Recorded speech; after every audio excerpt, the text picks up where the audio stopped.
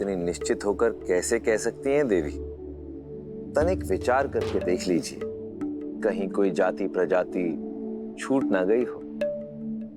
इसमें विचारना क्या? न देव, न असुर, न यक्ष, न राक्षस, न नाग, न पक्षी, न जंतु, न किन्नर, न गंधर्व, न बेताल, न पिशाच, कोई नहीं मार सकता। कोई नहीं?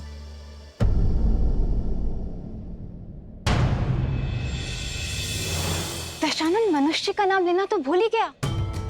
हाँ देवी,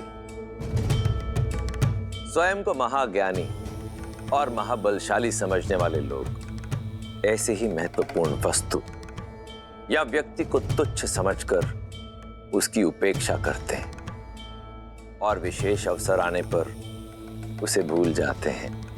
दशानन ने भी यही भूल की। मनुष्य को दुर्बल समझकर उसे भूल गए और यही कारण बना भगवान विष्णु का धरती पर मनुष्य रूप में जन्म लेने का।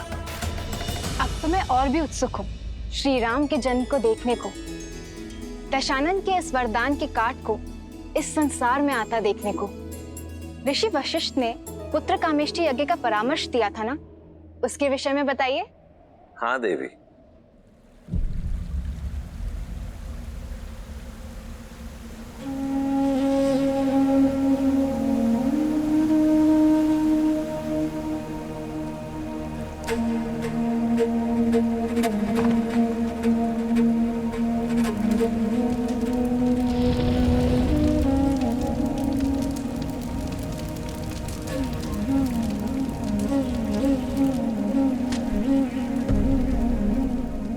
ये क्या हो गया मुझसे?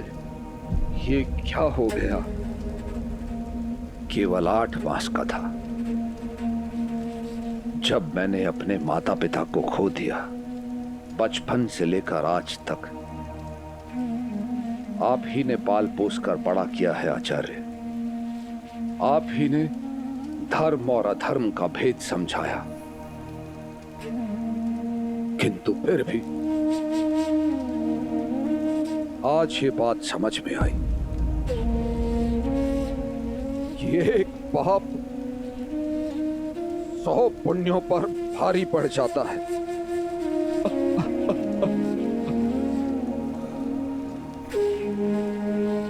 गुरुदेव,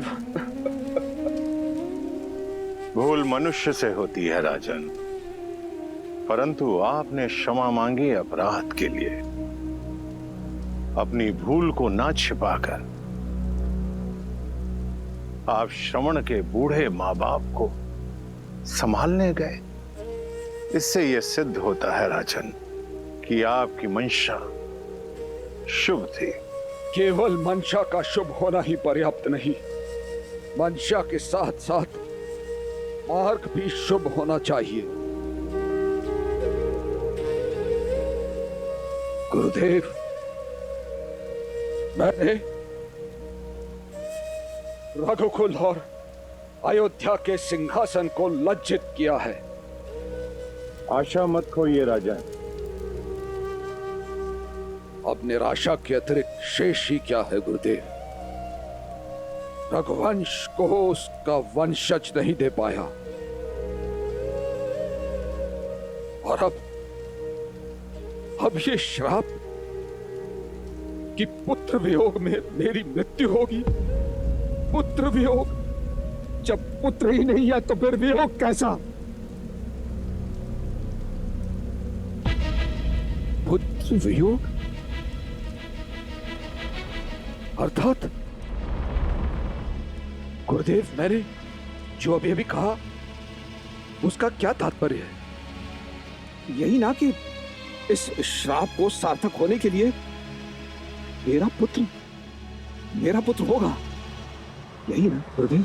इसीलिए मैंने कहा था आशा मत छोड़ो राजन। अनजाने में भूल हुई है, परंतु आप अपना कर्तव्य नहीं भूले। मंशा ठीक थी, इसीलिए श्राप में भी एक वरदान निकल आया। किंतु कैसे आचार्य? पुत्र कामेष्टि यज्ञ। हरि अनंत हरि कथा अनंता,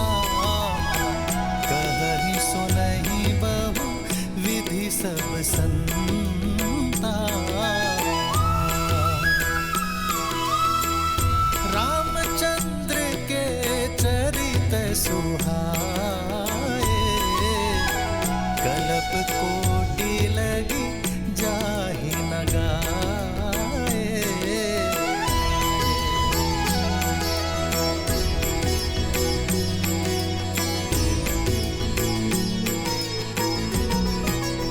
यज्ञ करने के लिए कहा। समस्त अयोध्या नगरी उत्साह से सज रही थी और स्वयं राजा दशरथ अपने जमाता ऋष्य श्रृंग को पूरी श्रद्धा और सत्कार के साथ यज्ञशाला की ओर ले आए।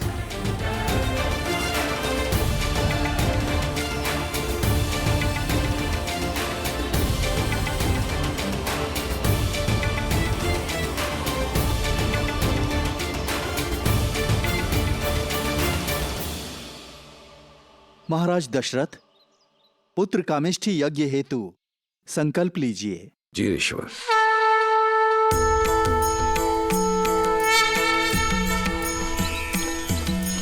जय अविनाशी सब घटवासी, व्यापक परमानंदा। जय जय अविनाशी सब घटवासी, व्यापक परमानंदा। अभिगत गोतीतम चरित पुरीतम, मायारहित मुकुंदा। जिहि लागी विरागी अति अनुरागी, विगत मोह मुनि वृंदा। इसी वासर ध्यावहि गुण गण गावहि, जयति सच्चिदानंदा। अब और प्रतीक्षा मत करवाओ नाथ, पधारो।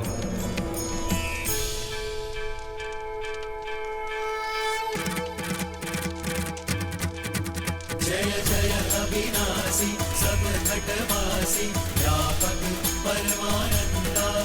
जय जय अविनाशी सब घटवासी, व्यापक परमानंदा। अभिगत गोतीतम चरित पुरीतम, मायारहित मुकुंदा। जिहि लागी विरागी अति अनुरागी, विगत मोह मुनि वृंदा। इसी वासर ध्यावहि गुण गण गावहि, जयति सच्चिदानंदा। जय जय अविनाशी सब घटवासी, व्यापक परमानंदा। जय जय अविनाशी सब घटवासी, व्यापक परमानंदा।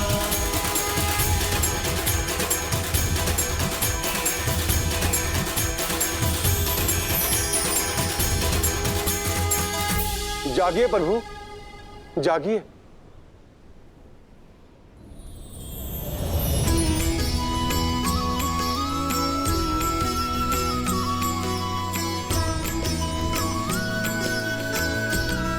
प्रभु, धरती रावण के पाप और अत्याचार से पीड़ित है। संतों और सज्जनों का जीवन कष्टमयी है। मैं स्वयं अपने दिए गए वरदान के कारण विवश हूं। अब आपको ही संतुलन लाना होगा। अब आप ही तारणहार हैं। सिद्धलक्ष्मी परालक्ष्मी लक्ष्यलक्ष्मी नमोस्तुते, महालक्ष्मी नमः। रावण के पाप का गढ़ भर चुका है। ऋषि और सज्जनों के भयमुक्त होने का समय आ गया है। मैं शीघ्र ही पावन नगरी अयोध्या में मानव रूप में अवतार लूंगा। नारायण नारायण।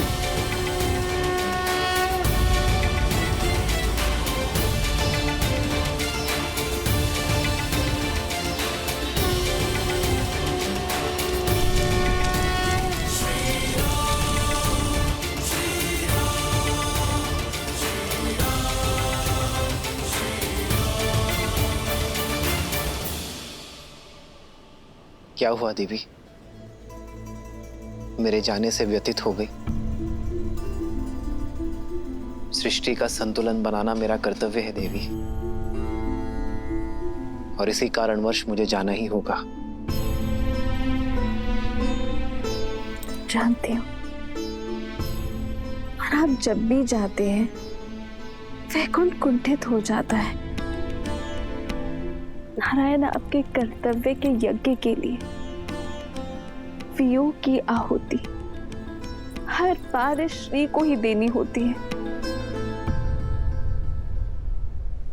इस बार नहीं श्री, मेरे इस अवतार का उद्देश्य केवल रावण के वरदान की काट करना नहीं है, बल्कि मर्यादा और आदर्श स्थापित करना है जो आपके और वैकुंठ के अन्य साथियों के बिना सिद्ध नहीं हो सकता। इसलिए इस अवतार में पूरा वैकुंठ मेरे साथ जाएगा देवी।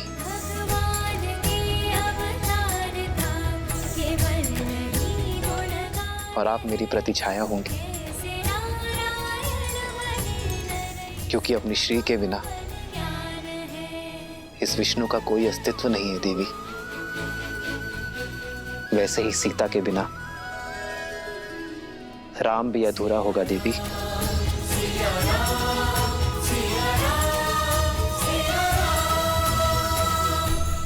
अग्निदेव,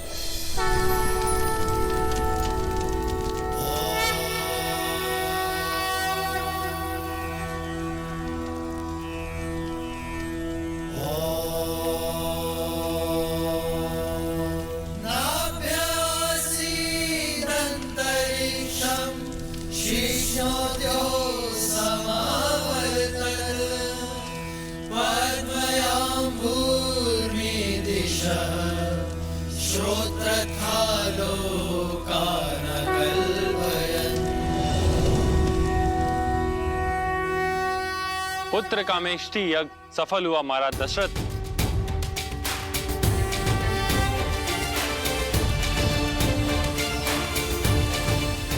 और उसका फल ये पवित्र पायस, इसे अपनी पत्नियों में बांट दीजिए। इसके प्रताप से आपको शीघ्र ही पुत्र रत्नों की प्राप्ति होगी।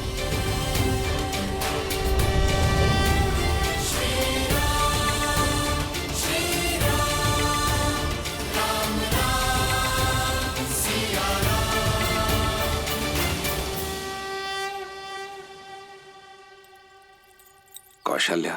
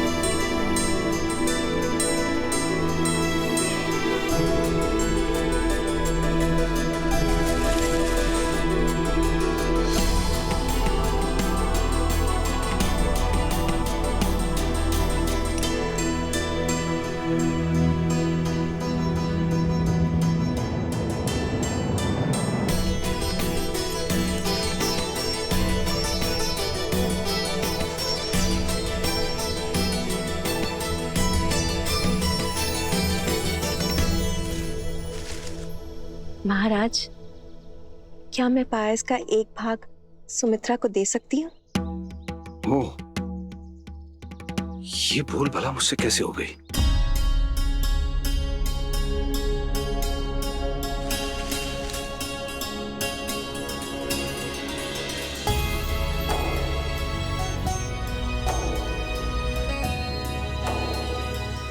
सुमित्रा, अद्भुत है तुम्हारे लिए सबका ये प्रेम।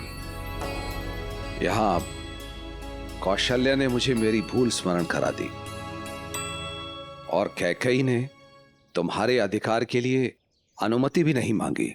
अनुमति किस बात की? इस पायस पे सबसे अधिक अधिकार सुमित्रा का है, क्योंकि वो हम सबसे छोटी है। क्यों कौशल्या दीदी?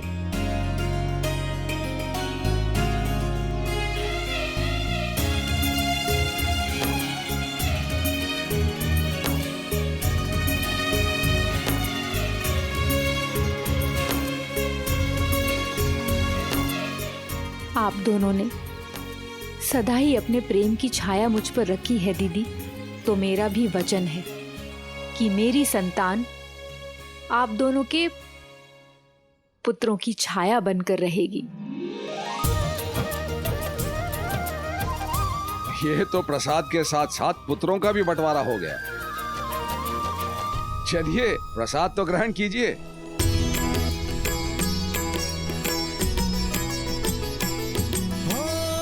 प्रेम का है प्रसाद बड़ा पावन, ज्यों ज्यों बटता ये बढ़ता सौभागन। त्याग सुमित्रा का बन दो गुना लौटा, झोली भरे बदन आदर करे छोटा। महाराज दशरथ, इस प्रसाद के 4 भाग हुए हैं, इसलिए आपको 4 पुत्र रत्नों की प्राप्ति होगी।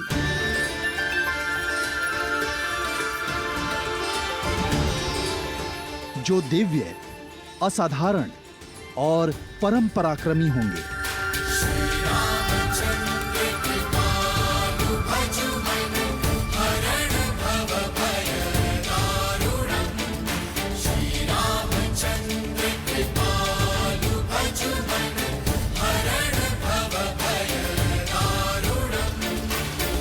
आनंद आ गया। श्री राम नाम का अंकुर देने वाला बीज कौशल्या के गर्भ में आ गया। परंतु महादेव, यदि देखा जाए तो नारायण का इस धरती पे अवतार लेने का कारण केवल रावण को मिला वरदान नहीं था। आप भी एक बड़े कारण थे।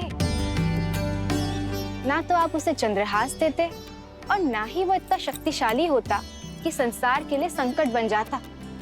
उसे रावण नाम भी तो आपने ही दिया था। हाँ देवी, पर मैंने रावण को जो भी दिया उसके कर्म फल स्वरूप ही दिया। जैसे ब्रह्मदेव ने रावण के तप कर्म का फल उसे वरदान स्वरूप दिया, वैसे ही चंद्रहास भी रावण के कर्म का ही फल थी। आपको वो पल तो स्मरण ही होगा जब अपने अहंकार के मद में चूर दशानन कैलाश पर्वत आया था।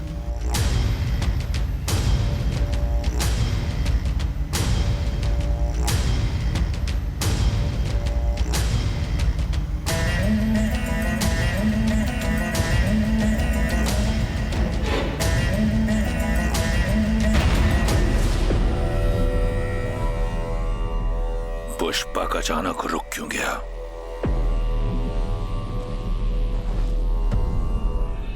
पुष्पक,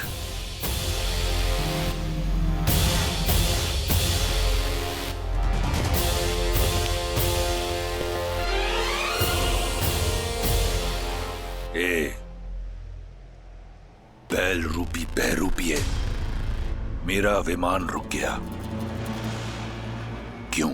क्योंकि इस स्थान से और इसके स्वामी से कोई पार नहीं पा सकता।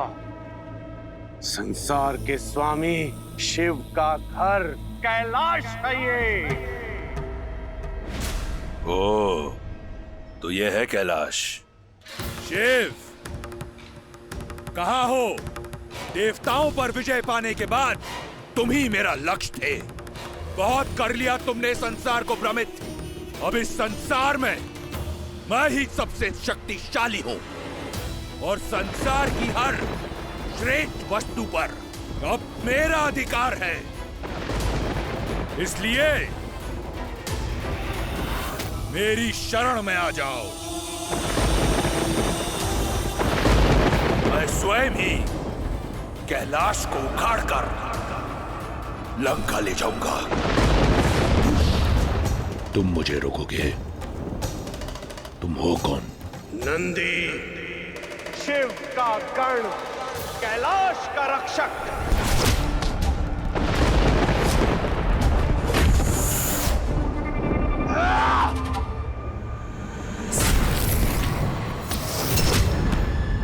बस इतना ही बल था? बैल से वानर बन गए। अभिमान में डूबे राक्षस, तेरे अंत का आरंभ भी वानर के हाथों ही होगा।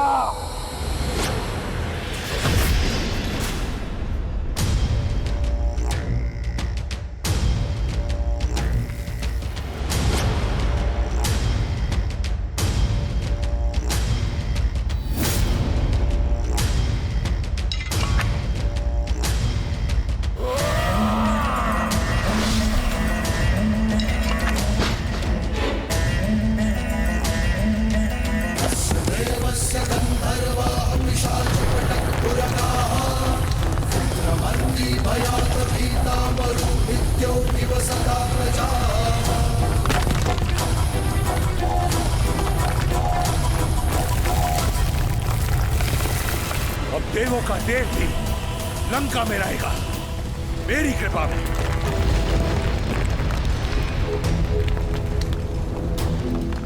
महादेव, ये क्या हो रहा है? कैलाश में इतनी हलचल?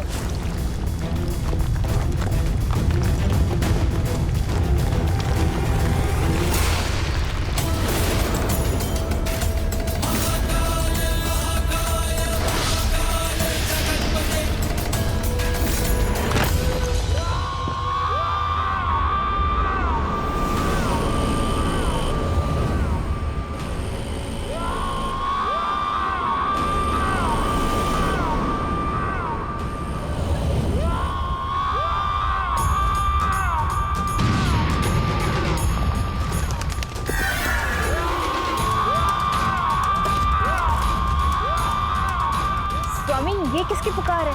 पुकार नहीं, चीख है अहंकार के टूटने की।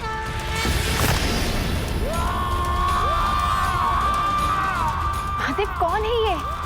इसके रुदन से मेरे कानों में पीड़ा हो रही है। रोकिए इसे। महादेव, मुझे मेरी भूल समझ आ गई। मेरा अहंकार टूट गया। दर्शन दीजिए। महादेव, दर्शन दीजिए।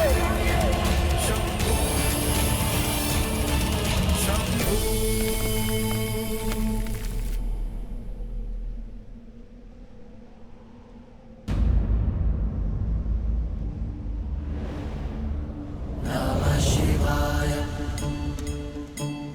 नमः शिवाय,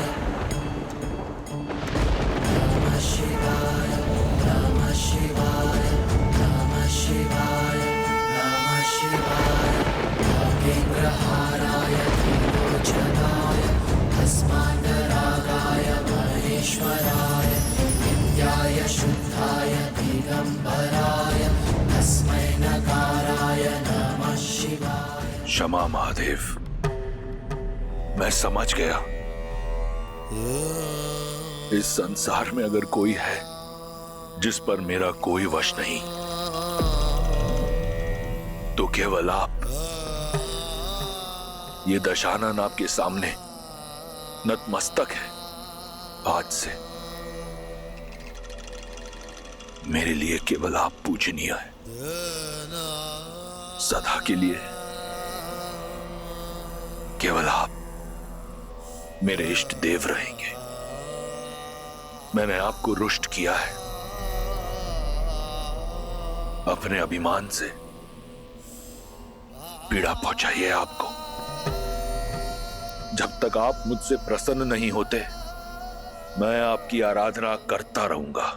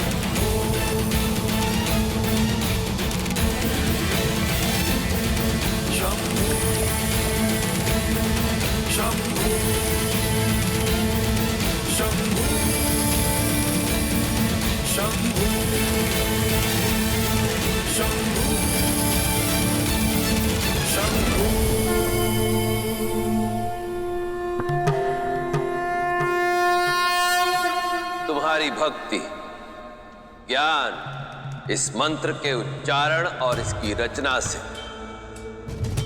मैं प्रसन्न हुआ दशानन। तुम्हारे रुदन ने तीनों लोकों को गुंजा दिया,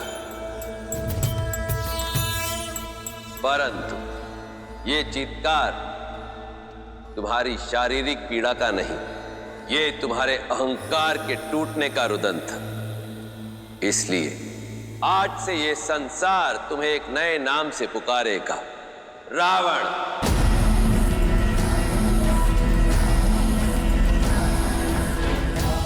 वो जिसके रुदन ने तीनों लोकों को गुंजा दिया और तुम्हारे द्वारा रचित इस स्रोत को संसार रावण स्रोत के नाम से जानेगा।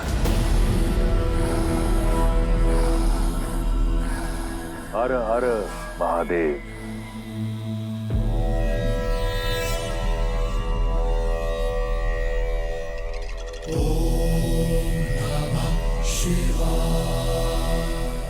महादेव, मैं सदैव आपका भक्त रहूंगा,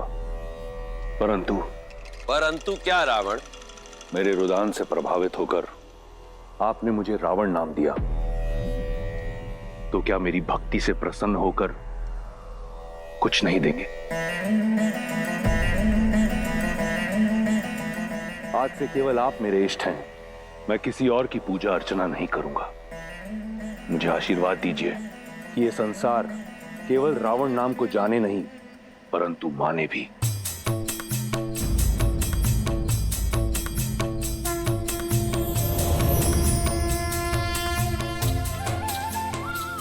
ये दिव्य खड़ग चंद्रहास है, ये अजय है रावण। तुम्हारी भक्ति के कर्म फल स्वरूप मैं ये तुम्हें देता हूं।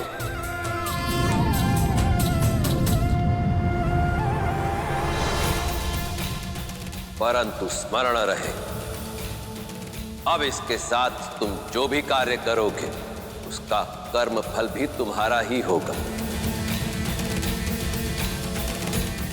अब ये तुम पर निर्भर करता है रावण कि तुम इसके साथ पुण्य की फसल काटते हो या पाप की। जय महाकाल। देखा देवी, मैंने तो रावण को जो भी दिया उसके कर्मों का फल ही दिया था। अब उसने पुण्य के स्थान पर पाप अर्जित किए, तो वो तो उसका चयन हुआ ना। उस समय उसकी भक्ति के बदले उसे चंद्रहास मिली थी, और अब उसके अत्याचारों का कर्म फल देने के लिए ही जन्म लेने वाले हैं श्री राम।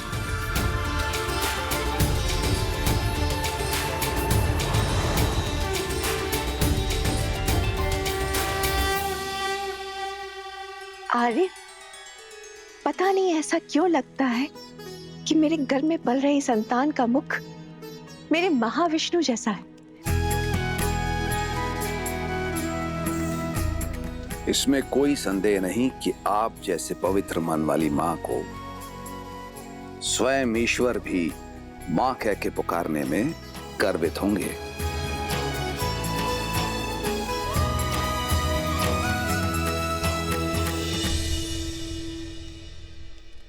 पवन की दिशा बदल रही है कैकई। कहाँ? पवन तो और शीतल होती जा रही है। आंखें खोलो कैकई। अभी तो रानी कौशल्या ने पुत्र जन्मा भी नहीं, तो भी महाराज ने तुम्हारे पास आना बंद कर दिया है और अधिक से अधिक समय रानी कौशल्या के साथ बिता रहे हैं। सीधी सरल बात में भी कुटिलता कैसे ढूंढ लेती हो मंत्र। कौशल्या दीदी बड़ी है, पटरानी है, पूरा दिन हम सबके लिए प्रार्थना करती रहती। अगर ऐसे समय पर महाराज पूजा कक्ष में उनके साथ अधिक समय बिता रहे हैं, तो इसमें समस्या क्या है? इतने वर्षों बाद ये घड़ी आई है। महाराज चिंतित हैं अपने पुत्रों को लेकर, अपनी रानियों को लेकर, और वो भली भांति जानते हैं कि मैं स्वयं की देखभाल कर सकती। कभी कभी तो मैं सोचती हूँ कि दोष तुम्हारी पीठ में है या तुम्हारी सोच में। सही कहते हैं सब, सुंदर स्त्रियां मूर्ख होती हैं, जैसे कि तुम भोली भाली मूर्ख। मंत्रा,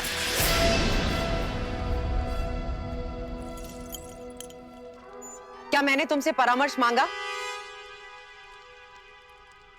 कैकेयी, मैंने तुम्हें परामर्श दिया क्योंकि ये मेरा कर्तव्य है।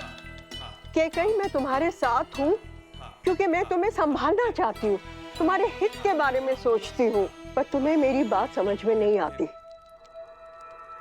मुझे लगता है तुम्हारे पिता अश्वपति से बात करनी होगी।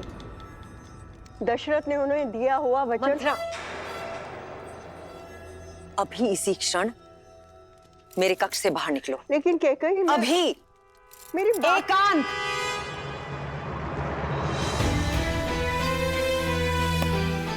प्रणाम महाराज।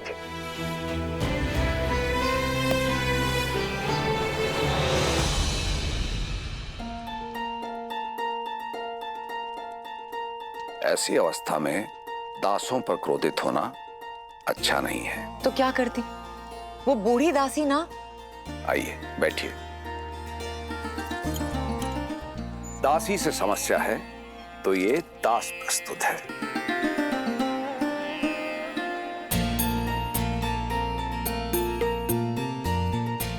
कैसा है मेरा पुत्र? पिता हैं आप, अपने पुत्र की धड़कन पहचान लीजिए। मेरे पुत्र का हृदय अपने बड़े भाई के लिए धड़क रहा है। अच्छा, तो कौशल्या दीदी की संतान का हृदय किसके लिए धड़क रहा है? मेरे लिए। अद्भुत। किसी का हृदय भाई के लिए धड़क रहा है और किसी का अपने पिता के लिए।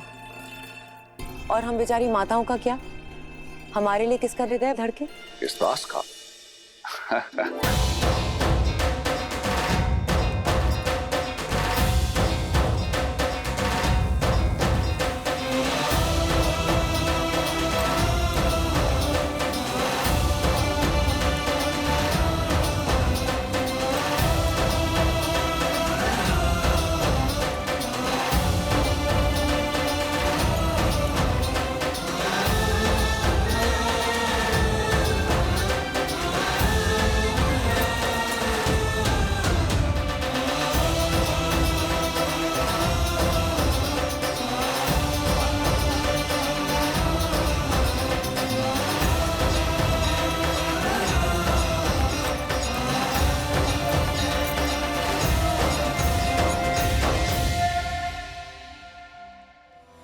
येनादिते सीमानं नयति प्रजापतिर्महते सौभगाय तेनाहमस्य सीमानं नयामि प्रजामस्य जरदष्टि कृणोमि। सीमांत संस्कार 16 संस्कारों में तीसरा है देवियों। यह संस्कार उस वक्त किया जाता है जब गर्भ में पल रही संतान में सुनने की, समझने और भाव ग्रहण करने की क्षमता आ जाती है। इस संस्कार के भाव हैं कि आने वाली संतान शुभ संस्कार, स्वस्थ मन और शरीर के साथ इस संसार में आए। कैकेयी नरेश महाराज अश्वपति पधार रहे हैं।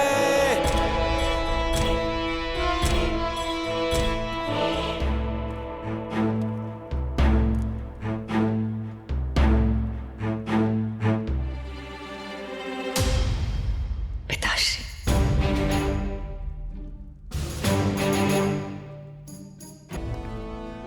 कैकेयी का हाथ मांगते समय जो शब्द आपने कहे थे वो आपको स्मरण होंगे। स्मरण है महाराज। मैं फिर से दोहरा देता हूं, आपने हमें वचन दिया था कि मेरी पुत्री कैकेयी का पुत्र ही अयोध्या का युवराज बनेगा।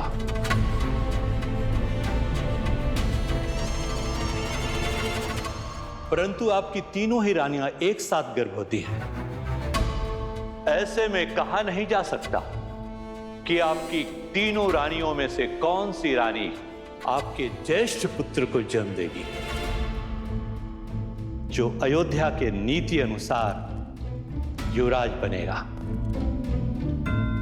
ऐसे में यदि मेरी पुत्री ने आपके ज्येष्ठ पुत्र को जन्म नहीं दिया तो आप अपना वचन भूल मत जाइएगा। मेरा ही नाती अयोध्या का युवराज होना चाहिए।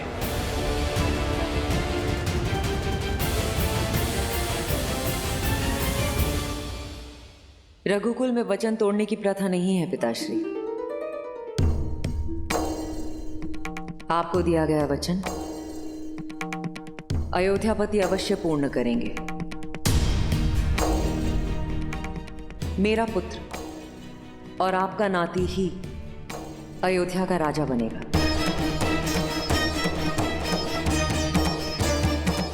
चाहे वो मेरी कोख से जन्मे या किसी और की।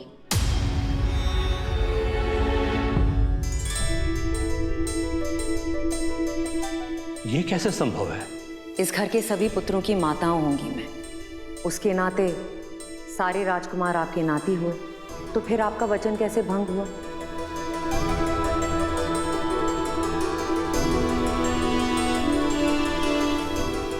आप अपनी पुत्री के भविष्य के बारे में सोच रही हैं और मैं अपने पुत्र के भविष्य के बारे में।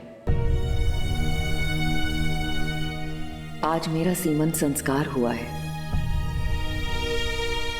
आज से मेरी कोख में पल रही संतान में चेतना आई है। सब सुन सकता है वो, हर भाव ग्रहण कर सकता है। क्या भाव दूंगी मैं उसे कि उसकी मां एक ऐसे कुल से आती है जहां राजपाट के लिए किसी को वचनबद्ध किया जाता है। अपने लोभ के लिए कुल की नीति को तोड़ दिया जाता है। नहीं पिताश्री, एक पिता अपनी संतान में प्राण डालता है, किंतु एक माता अपनी संतान में संस्कार डालती है। मैं चाहती हूं जब भी कोई मेरे पुत्र को देखे तो उसमें रघुकुल के गर्व के साथ साथ कैकेयी के धर्म और संस्कार को भी देखे। पिताश्री, मैं अब कैकेयी की बेटी नहीं, मैं अयोध्या की कुलवधू, उस अयोध्या की जो मेरे होने वाले पुत्र की मातृभूमि है। और अपनी इस मातृभूमि का बल मैं कभी घटने नहीं